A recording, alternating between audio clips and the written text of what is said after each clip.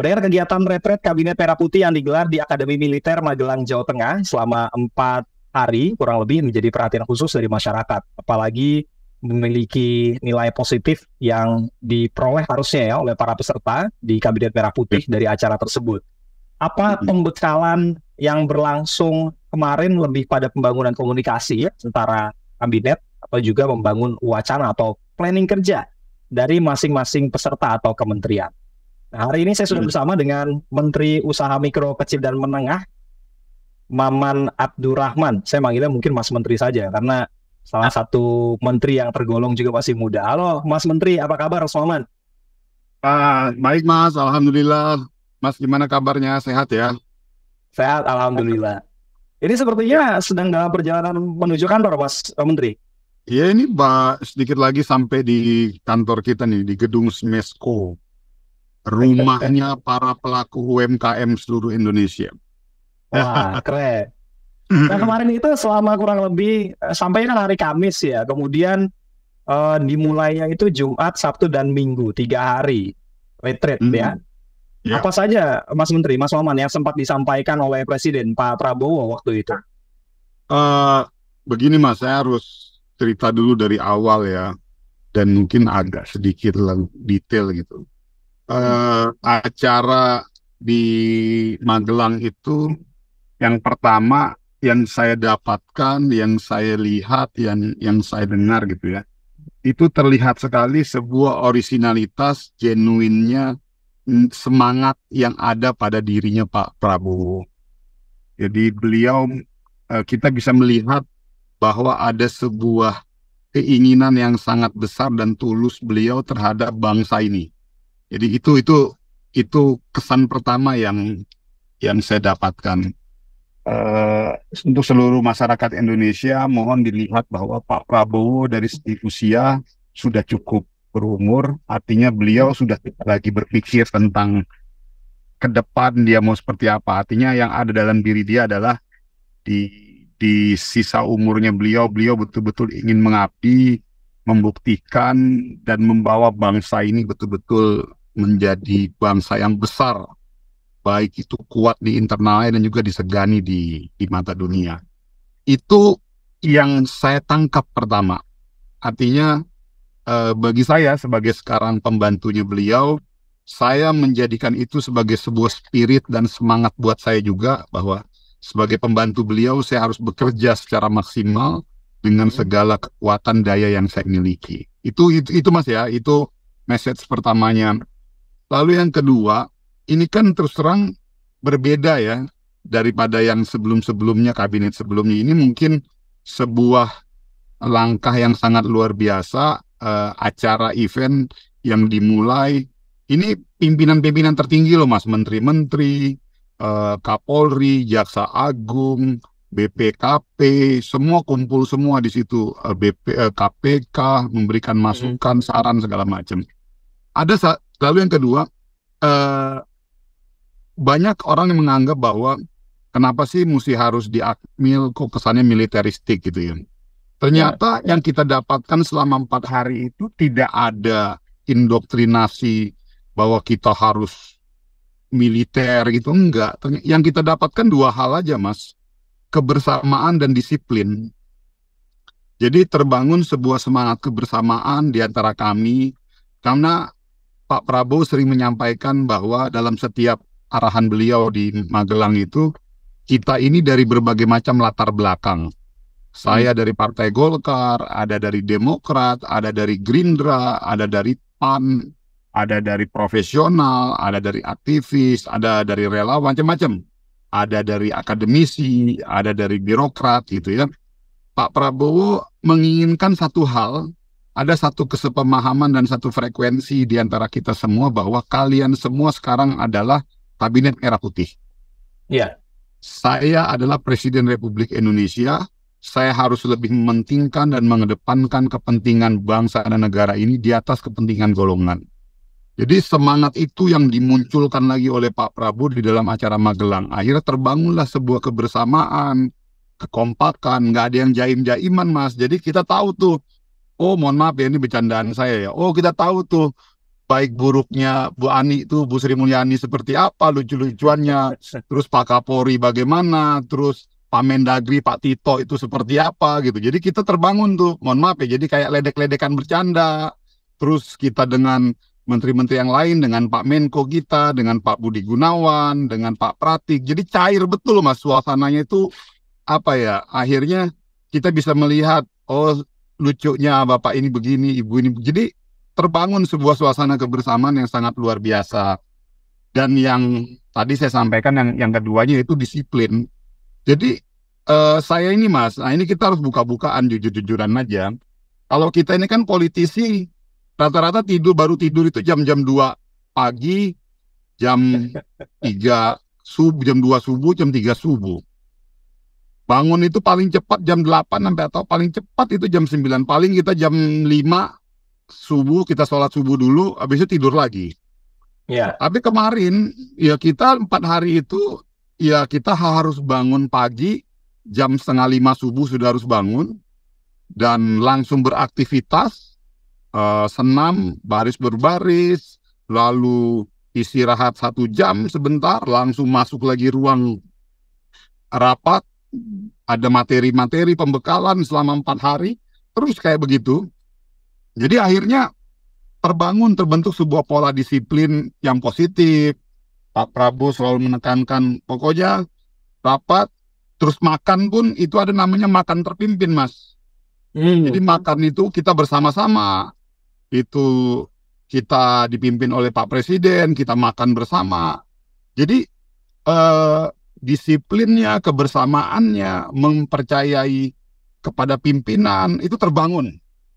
Jadi bagi saya, jujur saya harus bilang, itu luar biasa, pengalaman yang sangat luar biasa bagi saya secara pribadi dan juga buat dari semua menteri-menteri, dan bahkan kolega-kolega saya di luar kementerian juga meresponnya secara positif, teman-teman di Partai Golkar meresponnya secara positif, teman-teman aktivis angkatan-angkatan saya juga memberikan apresiasi. Jadi bagi saya itu acara yang luar biasa lah. Nah, lalu bagaimana ketika pembekalan selama kurang lebih 4 hari itu diterjemahkan oleh Mas Menteri, Mas Maman, nanti kemudian dibawa ke spirit di dalam Kementerian UMKM, Mas? Ya, nah itu tadi Mas, modal dasar pertama adalah kebersamaan dan disiplin. Semangat ini tentunya akan saya turunkan kepada teman-teman yang ada di internal kementerian. Kita juga ingin membangun sebuah semangat kebersamaan, nilai-nilai disiplin. Lalu yang kedua adalah bagaimana kita bisa bicara, bukan lagi bicara tentang pribadi-pribadi, tapi bagaimana caranya kita sekarang bicara tentang kepentingan bangsa dan negara ke depan. Ditambah lagi Pak Prabowo selalu menekankan bahwa, menyampaikan seperti ini, kalian jangan pernah loyal kepada saya pribadi, tapi loyallah kepada bangsa dan negara kalian. Loyallah kepada kepentingan bangsa dan negara kalian. Saya hari ini sebagai Presiden Republik Indonesia, saya akan berbicara untuk kepentingan bangsa dan negara saya. Jadi artinya ada sebuah nilai semangat. Dan yang kedua ya, saya tambahkan lagi, kita jangan pernah bersenang-senang dulu, kita jangan pernah berhappy-happy dulu kalau masih ada rakyat yang kesusahan di bawah. Nah, saya sekarang sebagai Menteri UMKM, ada kurang lebih sekitar 60-an juta pelaku UMKM yang harus kita pikirkan sama-sama, dan itu yang saya tanamkan sekarang kepada teman-teman di Kementerian UMKM. Sekarang saatnya kita bekerja secara maksimal, kontribusi untuk semua pelaku-pelaku UMKM, bagaimana caranya mereka bisa naik kelas, bagaimana caranya mereka bisa tumbuh berkembang, dan kita hadir dan kita ikut dalam proses tumbuhnya mereka. Itu yang berangkat dari situ. Nah, waktu kemarin di Magelang secara spesifik, khususnya kepada Mas Maman ya sebagai Menteri UMKM, apakah Pak Prabowo atau sebelumnya juga sempat menyampaikan apa tugas khusus? Karena kan begini, ketika ada seorang pimpinan memilih seseorang untuk membantunya di pemerintahan dalam hal ini sebagai menteri ya di Kabinet Merah Putih, tentu ada hal kenapa Mas Maman kemudian dipercaya menjadi Menteri UMKM. Apakah ada instruksi khusus yang diberikan oleh Pak Prabowo, Pak Presiden? Ya, begini, kita kemarin pada saat lagi di Magelang, kebetulan kita juga ada rapat terbatas, beberapa agenda.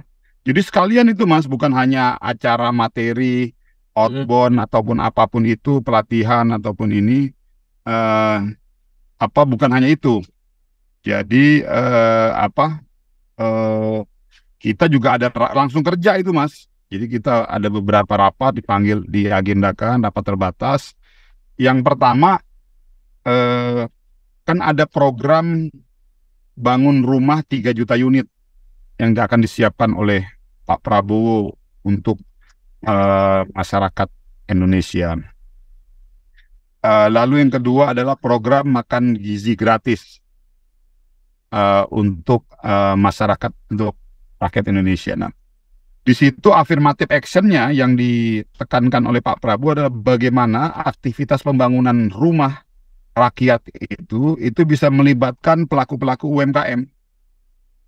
Nah, lalu yang kedua terkait makan gizi gratis, itu juga misalnya suplai pasokan telurnya, suplai pasokan sayur mayurnya, lalu berasnya, dagingnya, itu melibatkan teman-teman yang ada di UMKM. Dan juga teman-teman yang ada di koperasi, segala macam. Artinya, ada sebuah affirmative action yang ditugaskan oleh Pak Prabowo kepada kami-kami, saya khususnya terkait Menteri UMKM, untuk bagaimana mendorong keterlibatan para pelaku UMKM di dalam aktivitas program-program pemerintah. Itu Mas. Nah, yang sudah clear tuntas arahan dari Pak Presiden adalah terkait pembangunan rumah rakyat dan makan gizi gratis. Itu Mas. Ya, kalau secara pribadi, Mas Maman, ketika diberikan tugas ini, mengimplementasikan atau menerjemahkan keinginan Pak Prabowo ya sebagai presiden, apakah ada target kurang lebih biasanya ya, 100 hari saya akan menuntaskan A, B, C, D. Apa kira-kira Mas Maman? Ya tentunya kalau ditanya ke saya, kalau terkait program 100 hari kami dari Kementerian UMKM, yang pertama adalah memastikan proses pemisahan struktur antara koperasi dengan UMKM ini berjalan secara baik, secara smooth dan soft ya. Perlu diketahui oleh semua pihak kenapa antara koperasi dan UMKM ini dipisahkan, karena ada keinginan dari Pak Prabowo untuk UMKM besar dan fokus. Lalu koperasi besar dan fokus, karena di UMKM saja itu sudah ada 60-an juta pelaku UMKM. Artinya kalau ini perlu satu kementerian yang khusus membidangi mengenai masalah UMKM. Lalu begitu juga koperasi. Jadi sekarang titik fokusnya kepada itu Mas, kurang lebih 1 bulan ini insya Allah bisa kita tuntaskan. Lalu sambil berjalan kita mulai menata, menyiapkan beberapa isu-isu outstanding yang memang sudah disampaikan oleh Pak Teten, Menteri sebelumnya. Karena semangat saya, dari awal saya juga sudah sampaikan kepada Pak Teten, kehadiran saya ini tidak ingin memulai dari awal, tapi ingin memastikan apa saja yang positif-positif sudah dibangun oleh Pak Teten akan kita lanjutkan. Jadi itu yang program 100 hari kita yang kedua.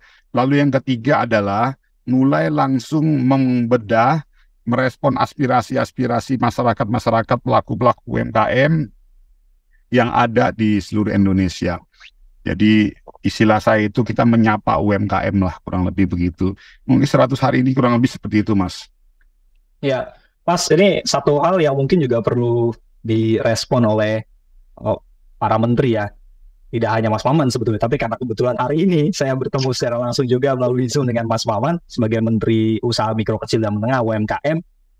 Belum lama ini kabarnya ada instruksi penggunaan kendaraan dinas menggunakan maung dari Pindad. Nah, ini komentarnya bagaimana, Mas? Saya rasa kalau terkait itu murni kebijakannya ada di Seknek ya. Jadi silakan saja, saya mau ditugaskan pakai mobil Pindad kah, tidak pakai mobil kah, atau naik MRT. Kebetulan di depan gedung Smesco ini ada stasiun LRT dan MRT, jadi enak-enak aja Mas. Saya mau ditugaskan naik kendaraan transportasi apa aja nggak ada masalah kok Mas.